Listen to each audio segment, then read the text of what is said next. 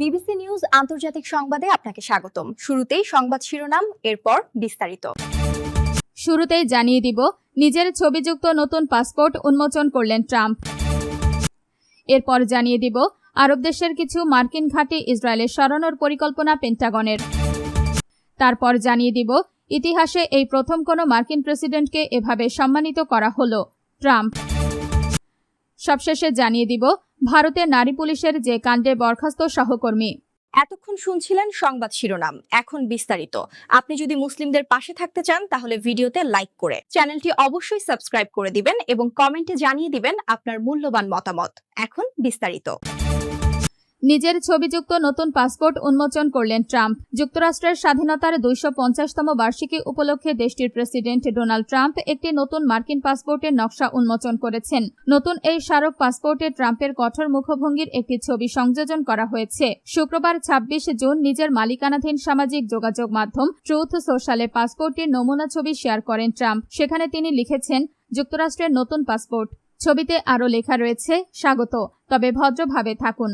পাসপোর্টের নকশাটি যুক্তরাষ্ট্রের স্বাধীনতার 250 বছর পূর্তি উদযাপনের প্রতীক হিসেবে উপস্থাপন করা হয়েছে।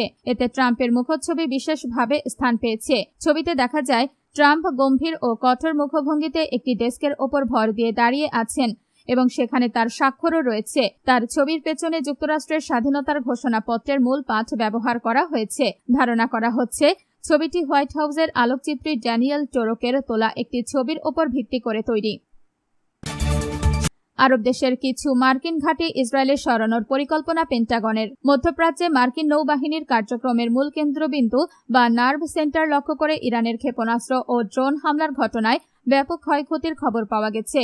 গত ফেব্রুয়ারি মাসের শেষ ভাগ থেকে জুনের মধ্যে বাহরাইনে অবস্থিত মার্কিন নৌঘাঁটিটি বারবার হামলার শিকার হয়। পেন্টাগন প্রকাশ্যে স্বীকার না করলেও স্যাটেলাইট চিত্র, সোশ্যাল মিডিয়ার ফুটেজ এবং সাবেক ও বর্তমান সেনা সদস্যদের সাক্ষাৎকারের ওপর ভিত্তি করে ওয়াল স্ট্রিট জার্নালের এক বিশ্লেষণে দেখা গেছে, বেশ কিছু ক্ষেপণাস্ত্র প্রতিরক্ষা ব্যবস্থা ভেদ করে মার্কিন ঘাঁটিতে আঘাত হানতে সক্ষম হয়েছে। প্রতিবেদনে বলা হয়েছে, ইরানের এই হামলায় মার্কিন ঘাঁটির কমান্ড হেডকোয়ার্টার্স, প্রধান কার্যালয় এবং অন্তত 1 ডজন ভবন মারাত্মকভাবে ক্ষতিগ্রস্ত হয়েছে।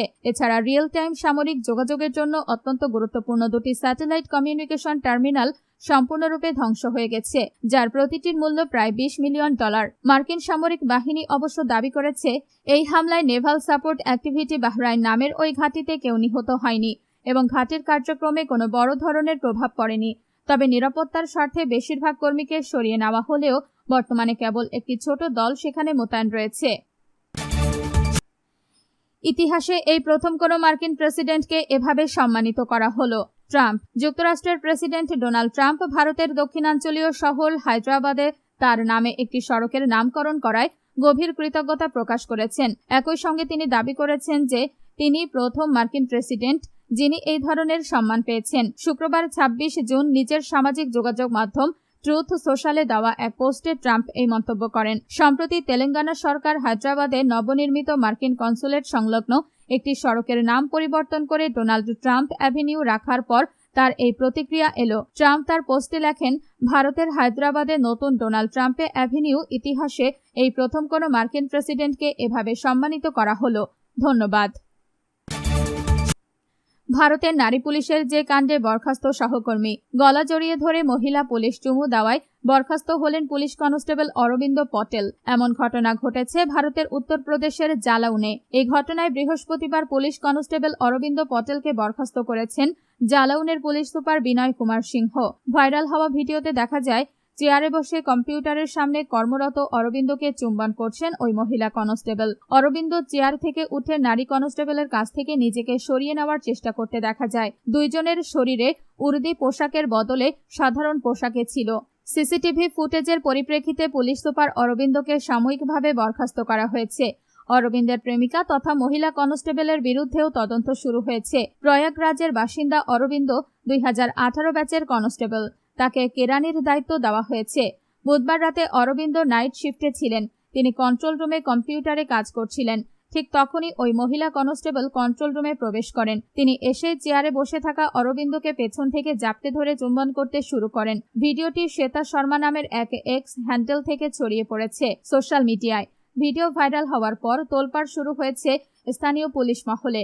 ভিডিও দেখে তড়িঘড়ি ব্যবস্থা নিয়েছেন পুলিশ সুপার।